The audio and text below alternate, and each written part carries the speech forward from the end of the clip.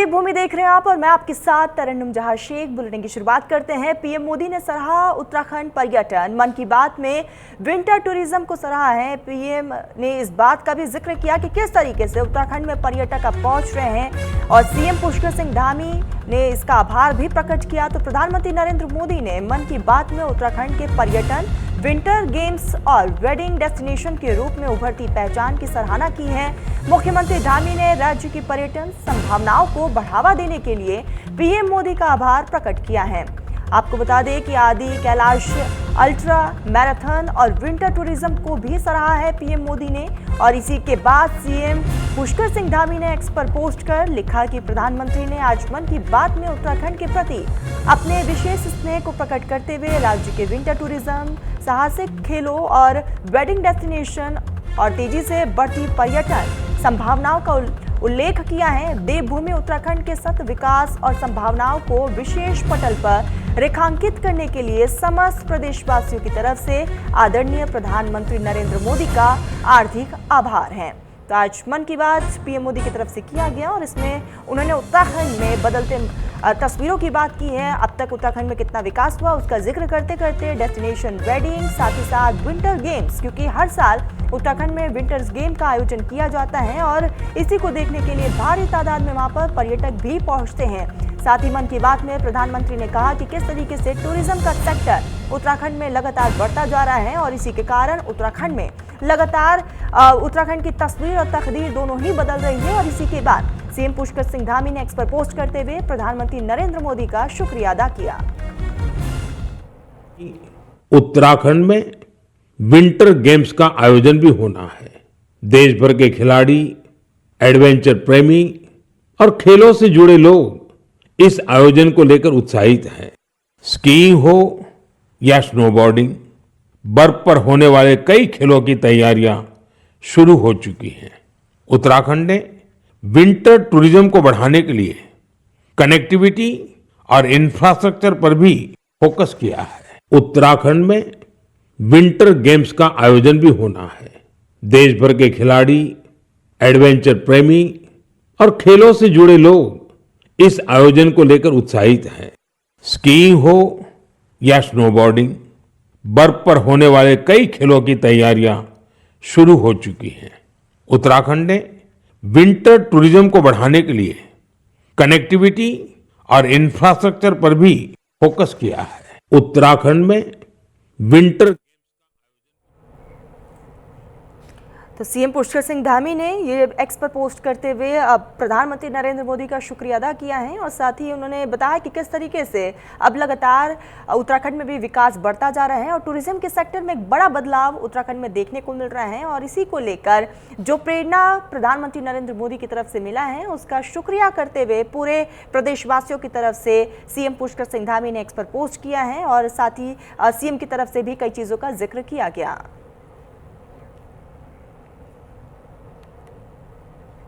देहरादून में एबीवीपी का 71वां राष्ट्रीय अधिवेशन प्रोफेसर यशवंत रावत केलकर युवा पुरस्कार समारोह कार्यक्रम में सीएम पुष्कर सिंह धामी शामिल हुए।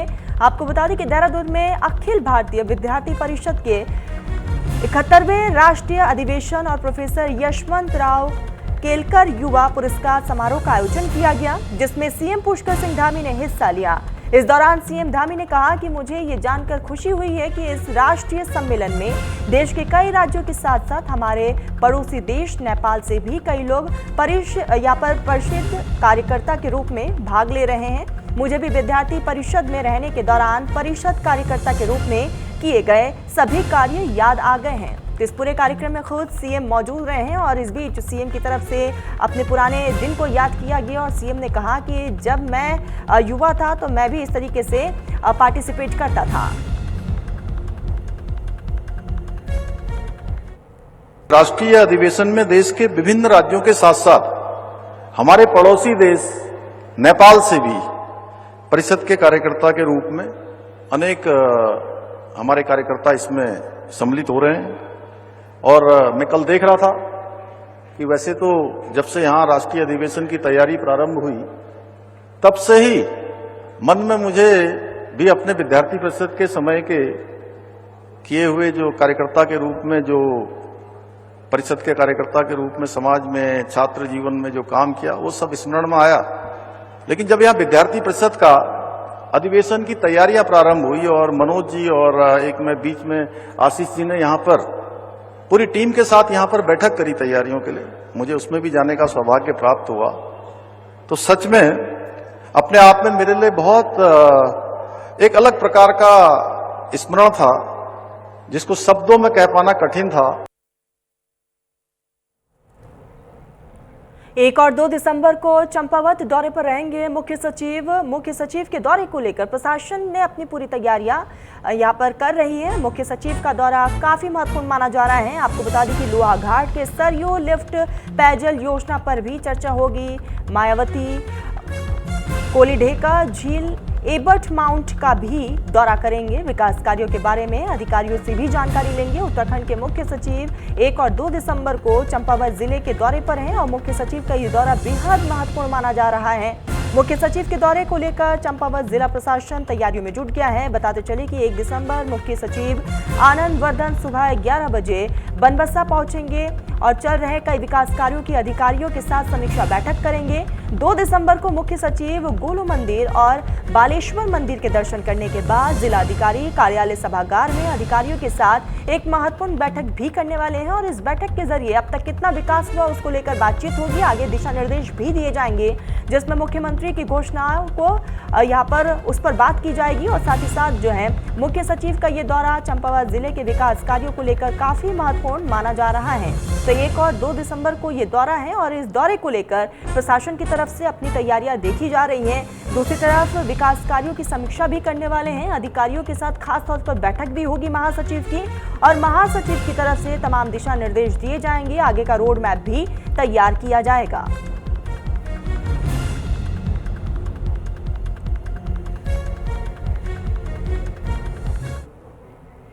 मुख्यमंत्री पुष्कर सिंह धामी के नेतृत्व में उत्तराखंड के चौमुखी विकास को लेकर राज्यसभा सांसद नरेश बंसल ने प्रेस कॉन्फ्रेंस की है और प्रेस क्लब सभागार में आयोजित इस कॉन्फ्रेंस में उन्होंने राज्य में चल रहे विकास योजनाओं और केंद्र सरकार के सहयोगों से हो रहे बदलाव की जानकारी दी है। और साथ ही साथ नरेश बंसल ने कहा कि प्रधानमंत्री नरेंद्र मोदी के नेतृत्व में उत्तराखंड धार्मिक पर्यटन के साथ साथ आधुनिक विकास को दिशा में तेजी से आगे बढ़ रहा है। केंद्र की 2 लाख करोड़ रुपए से अधिक की योजनाएं राज्य में चल रही हैं। प्रधानमंत्री ग्रामीण सड़क योजना से दुर्गम इलाकों में सड़क नेटवर्क मजबूत हुआ है। प्रधानमंत्री आवास योजना के तहत गरीब परिवारों को पक्के मकान दिए जा रहे हैं। आयुष्मान भारत योजना से लाखों परिवारों को निःशुल्क इलाज की सुविधा मिल रही है।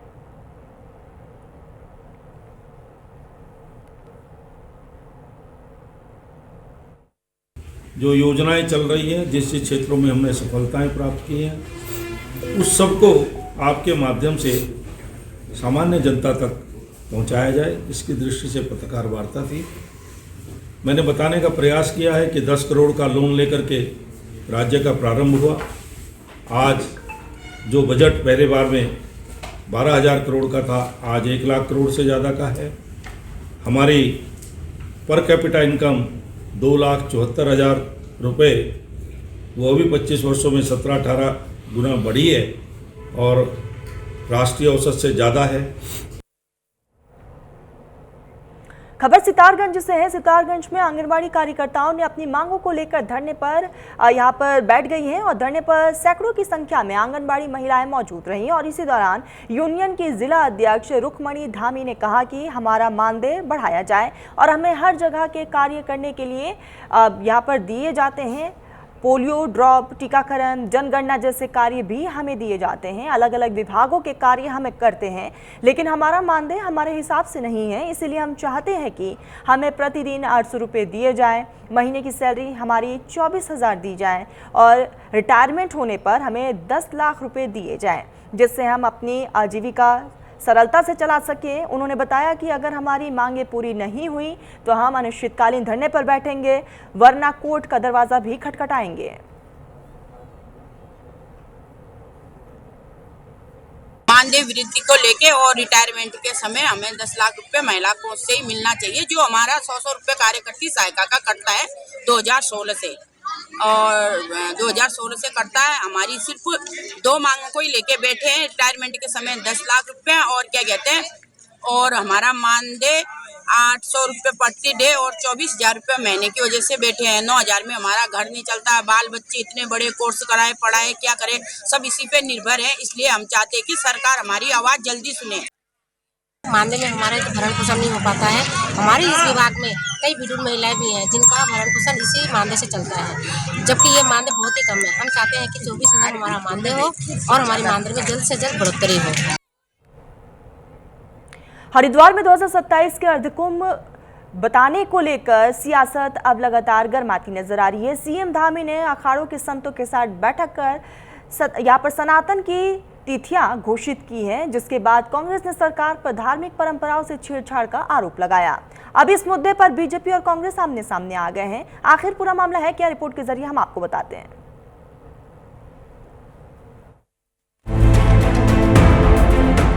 सीएम धामी ने हरिद्वार में 13 अखाड़ों के आचार्यों और संतों के साथ बैठक की। इस दौरान उन्होंने 2027 कुंभ के स्नान दिवसों का ऐलान किया, लेकिन कांग्रेस ने इसे अर्ध कुंभ को कुंभ बताने की कोशिश बताते हुए विरोध शुरू कर दिया। कांग्रेस का कहना है कि अर्ध कुंभ और कुंभ की परंपरा स्पष्ट है। अर्ध कुंभ 6 साल और कुंभ 12 साल में होता है। ऐसे में सरकार का इसे कुंभ बताना धार्मिक मान्यताओं से खिलवाड़ है। तो वहीं बीजेपी ने कांग्रेस के आरोप को राजनीतिक बताकर खारिज कर दिया। प्रदेश अध्यक्ष महेंद्र भट्ट ने कहा कि व्यवस्थाओं की दृष्टि से इस आयोजन को कुंभ कहा गया।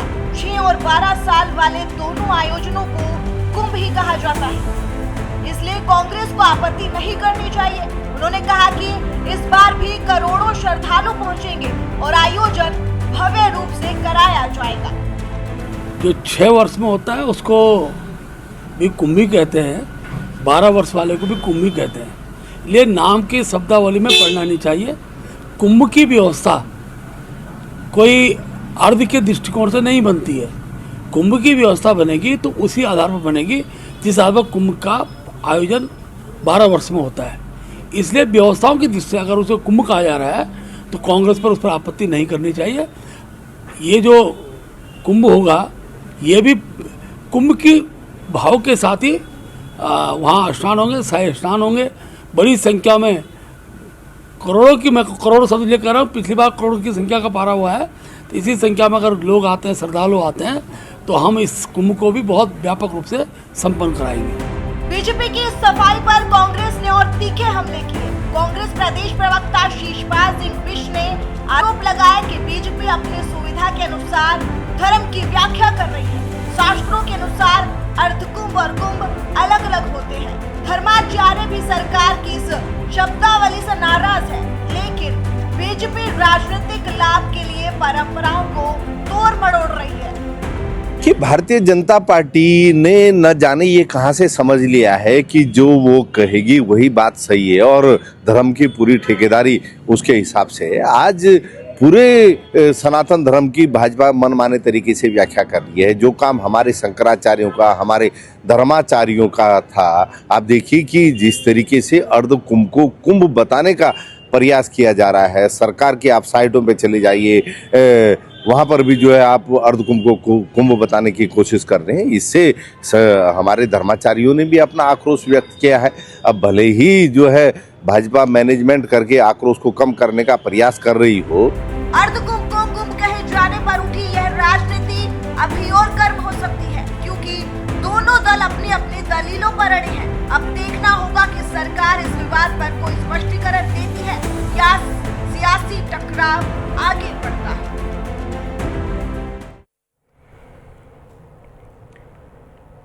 हरिद्वार में 13 दिसंबर को जिला विधिक सेवा प्राधिकरण के तत्वाधान में राष्ट्रीय लोक अदालत का आयोजन किया जा रहा है और इसका उद्देश्य अधिक से अधिक लोगों को त्वरित और न्याय दिलाते हुए उनके समय और धन की बचत करना है।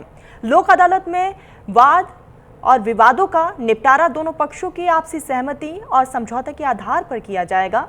जिला विधिक सेवा प्राधिकरण के सचिव ने बताया है कि हर साल की चौथी और अंतिम राष्ट्रीय लोक अदालत होगी। इसमें प्रत्येक पीठ में एक न्यायिक अधिकारी और एक अधिवक्ता मिलकर मामलों का निस्तारण करेंगे। ARTO और मोटर व्हीकल एक्ट से जुड़े चालान, बिजली विभाग से संबंधित विवाद और सेशन न्यायालय में लंबित हुए मामले भी इस दिन निपटाए जाएंगे। साथ ही उन्होंने अधिक से अधिक लोगों से अपील की है कि वो लोक अदालत में मौजूद होकर इस अवसर का पूरा लाभ उठाएं।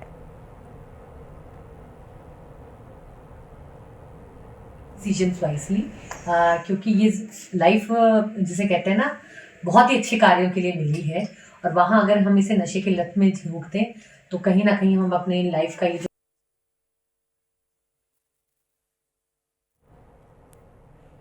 वर्ल्ड बॉक्सिंग कप 2025 में रजत पदक जीतने वाले उत्तराखंड के बॉक्सर पवन बर्तवाल ने मुख्यमंत्री पुष्कर सिंह धामी से शिष्टाचार भेंट की है, जिसमें सीएम धामी ने पवन को उनकी उपलब्धि पर बधाई देते हुए कहा कि पवन ने अपनी मेहनत और अनुशासन से अंतर्राष्ट्रीय स्तर पर प्रदेश का नाम बढ़ाया है। उन्होंने खिलाड़ियों के लिए राज्य सरकार की तरफ से किए जा रहे प्रयासों की भी जानकारी दी है। आपको बता दें कि ग्रेटर नोएडा में 15 से 20 नवंबर तक आयोजित इस प्रतियोगिता में रुद्रप्रयाग के पवन ने शानदार प्रदर्शन करते हुए इंग्लैंड के पूर्व वर्ल्ड चैंपियन को मात देकर फाइनल में प्रवेश किया और देश के लिए सिल्वर मेडल जीत लिया। वहीं उनकी सफलता में इंडियन आर्मी के चीफ कोच और उत्तराखंड से ताल्लुक रखने वाले हरिकिशन बेलवाल का भी अहम योगदान रहा है। जी, ये वर्ल्ड बॉक्सिंग कप हुआ था ग्रेटर नोएडा में, और इसमें 18 कंट्रियों ने आई थी, 18 कंट्रीज आई थी, और ईच वेट में 8 बॉक्सर जो आए थे, तो काफ़ी अच्छा वो था, कंपटीशन था, और काफ़ी एक्सपीरियंस बॉक्सर आ रखे थे इसमें, तो काफ़ी सीखने को मिला और काफ़ी अच्छा वो रहा योगदान, मतलब प्रतिभाग किया मैंने। माननीय मुख्यमंत्री जी ने का धन्यवाद करना चाहूँगा कि उन्होंने मेरे को समय दिया और उन्होंने यही बधाइयाँ दी और बोला कि अपने प्रदेश का नाम, देश का नाम ऐसे ही आगे रोशन करते रहो।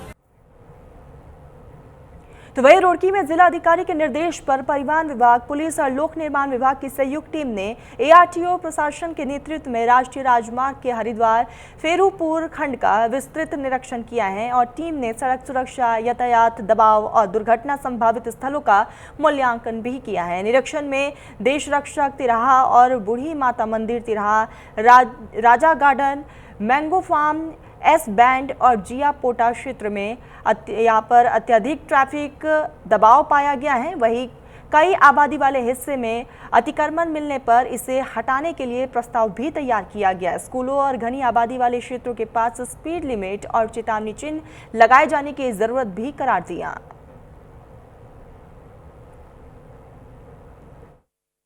सर का जो हमारा राष्ट्रीय राजमार्ग है उसमें हरिद्वार से फेरीपुर तक का जो सेक्शन है उस पे आज परिवहन विभाग, पुलिस और PWD की टीम ने एक संयुक्त निरीक्षण किया है, जिससे कि वहाँ पे हो रही दुर्घटनाओं के कारण जाना जा सके और उनके निराकरण के लिए क्या क्या सोल्यूशन वहाँ पे किए जा सकते हैं, उसकी एक संस्तुति की जाए। जो हमारी रोड सेफ्टी कमेटी होती है उसके समक्ष ये संस्तुति की जाएगी और वहाँ पे इस रिपोर्ट के अनुसार उस रोड पे सेफ्टी मेजर्स लेने के फैसले लिए जाएंगे। हरिद्वार जिला गंगा संरक्षण समिति की बैठक में गंगा की स्वच्छता, अतिक्रमण हटाने और कचरा निषेध को लेकर अहम फैसले लिए गए हैं। बैठक जिला कार्यालय सभागार में मुख्य विकास अधिकारी ललित नारायण मिश्रा की अध्यक्षता में हुई है। बैठक में अधिकारियों को निर्देश दिए गए कि किसी भी हालत में नालों का गंदा पानी या कचरा गंगा में ना जाने पाए। साफ सफाई व्यवस्था को मजबूत करने और लोगों में जन जागरूकता बढ़ाने पर जोर दिया गया। मुख्य विकास अधिकारी ने कहा कि घाटों पर हुए अतिक्रमण तुरंत हटाए जाएं। सिंचाई विभाग को मरम्मत और सौंदर्यीकरण के प्रस्ताव भेजने और नगर निगम को STP के CCTV कैमरों के पासपोर्ट समिति के साथ साझा करने के निर्देश भी दिए गए।